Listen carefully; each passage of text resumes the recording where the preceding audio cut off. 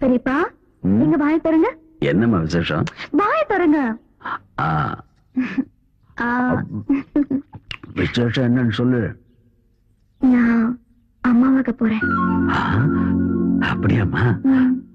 இப்ப உங்க அப்பா அம்மா உயிரோடு இருந்திருந்தா எவ்வளவு சந்தோஷப்பட்டிருப்பாங்க. கடவுள் உனக்கு நல்லதுதான் செய்வார்மா. கௌரி, சரசு ஒரு கிளாஸ் தண்ணி கொண்டு வா. இத கொண்டு வரமா? கௌரி, இப்ப நீ சந்தோஷமா இருக்க வேண்டிய நேரமா.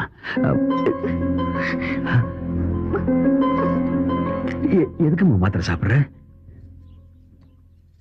என்ன மன்னிச்சிருங்க பெரியப்பா, நான் அம்மா ஆகிறதுக்கு அதிர்ஷ்டம் இல்லாதவ.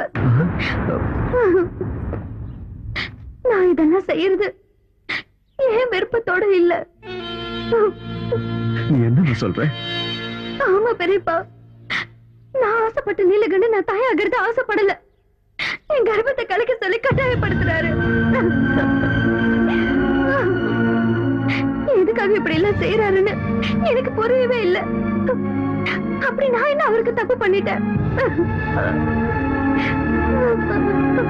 அவ அப்படி சொன்ன நீ அதை கேட்கணுமா என்ன? அவர் சொல்ற மாதிரி செய்யலன்னா என்ன துன்புறுத்துவாரு. நம்ம குடும்ப கௌரவத்தை நினைச்சு இத நான் யார்கிட்டயும் சொல்லல. எனக்கு உங்களை விட்ட வேற யாரு இருக்கா பெரியப்பா?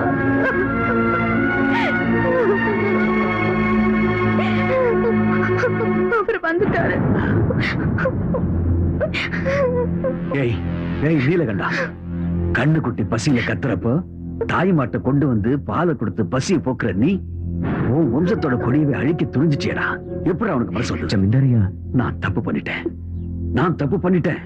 நீ பாரு, என் மேல மரியாதை வச்சிருக்கிறது உண்மையா இருந்தா இனிமே இந்த மாதிரி விஷயங்கள் இந்த மாளிகையில நடக்கவே கூடாது சொல்லிட்டேன்.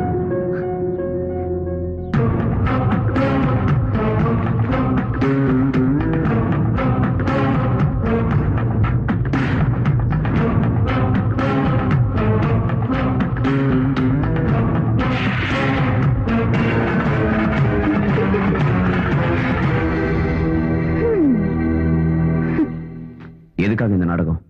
கல்யாணமாகி இத்தனை நாள் ஆகியும் புள்ள பெத்துக்க முடியாதவனு ஊருக்குள்ள என்ன பத்தி யாரும் பேசிடக்கூடாது. அதனாலதான் இல்லாத கருவை உருவாக்கி பொறுக்க இருந்த குழந்தைய நீங்க கொன்னுட்டீங்கன்னு சொன்னேன். இனிமே பெரியப்பா சொத்தை உங்க பேருக்கு எழுதி வைக்க மாட்டாருல்ல.